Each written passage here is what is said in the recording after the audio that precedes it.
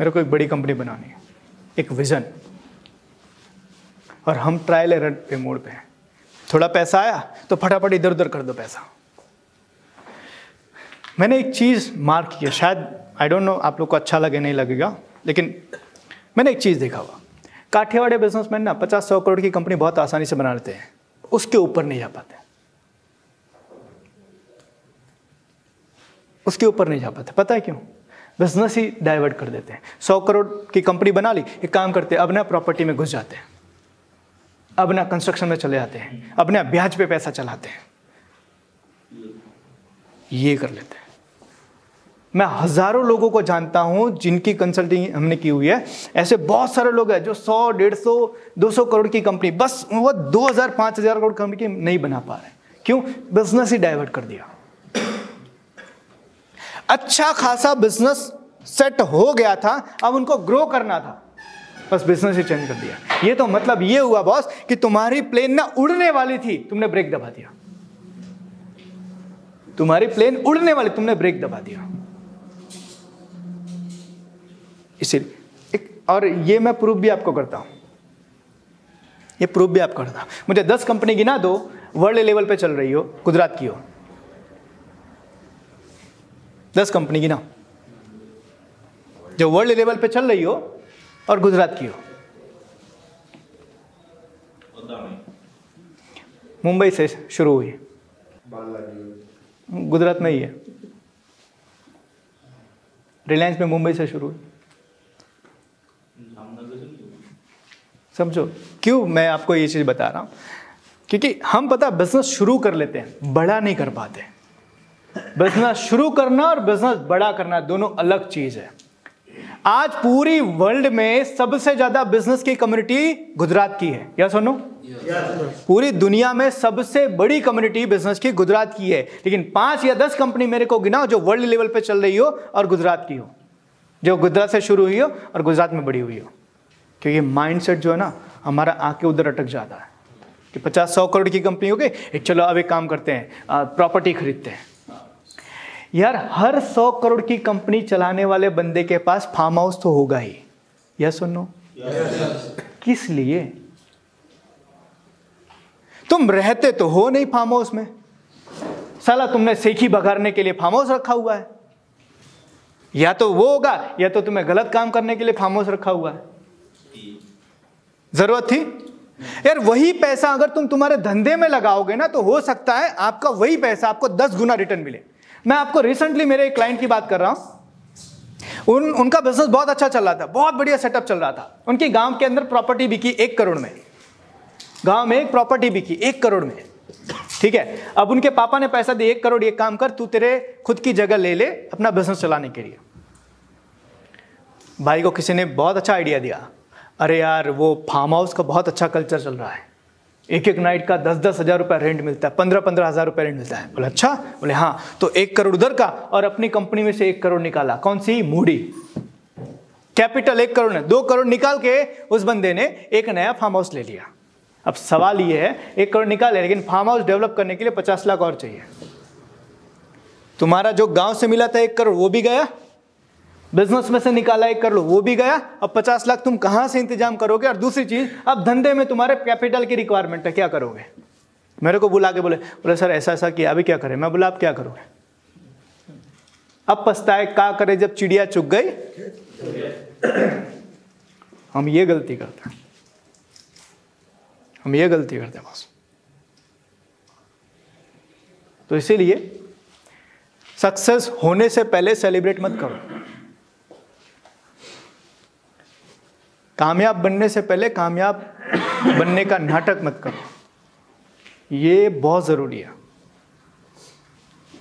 पहली रिक्वायरमेंट आपके धंधे को दो। आपका धंधा एक बार आपने बढ़िया से सेट कर दिया ना बॉस, उसके बाद आपका धंधा आपको जितना देगा ना आप मान भी नहीं सकते हो, आप सोच भी नहीं सकते हो।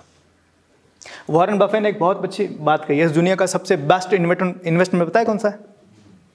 वॉरेन बफे जो पूरी दुनिया का सबसे बड़ा इन्वेस्टर, वो बोलते हैं इस दुनिया का सबसे बेस्ट इन्वेस्टमेंट है आपका खुद का बिजनेस। इस दुनिया का सबसे बेस्ट इन्वेस्टमेंट है खुद का बिजनेस। एक एक पाई अपने धंधे में लगाओ, वरना वो सब मार्केट से कमाता है ना। हाँ, अपना पैसा खुद के धंधे में लगाओ। अभी आप लोगों को आइडिया होगा, कभी कभी आप लोगों ने सुना होगा, अरे इस कंपनी ने ये कंपनी को 5,000 करोड़ में खरीद लिया, 10,000 करोड़ में खरीद लिया, 50,000 करोड़ में खरीद लिया।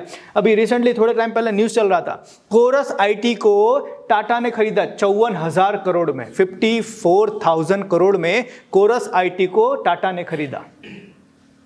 तो पैसा आया कहां से? वही पैसा है जो उनका प्रॉफिट हुआ था और कंपनी से बाहर नहीं गया था। आपको क्या लगता है टाटा के पास पैसा नहीं है कि टाटा पूरी की पूरी सोसाइटी खरीद ले? वो रेंट पर नहीं दे सकता है, हाँ? वो फार्म हाउस नहीं बना सकते। स्मार्ट बिजनेसमैन ये नहीं करते। जिनका विजन बड़ा होता है ना, वो ये नहीं करते। अपना पूरा फोकस धंधे में, अपना पूरा पैसा धंधे में, और वही धंधा आपको इतना, हम जब पता क्या होता है, आपका फार्म हाउस आ गया, आपकी गाड़ी आ गया, आपका बंगला बन गया, हम आपको बोलते हैं सर एक एचआर रखना है, कितनी सैलरी होगी? 15,000। ओहो सर 15,000 नहीं है, 15,000 नहीं है।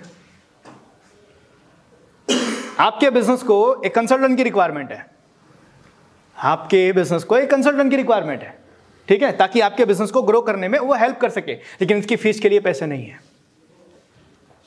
फार्म हाउस बन गया है, 4 मेरी प्रॉपर्टी, हम जब आपका एनालिसिस करते हैं ना तब पता चलता है 4 प्रॉपर्टी तो आपका रेंट पे चल रहा है, यहां से रेंट की इनकम आ रही है। कितना?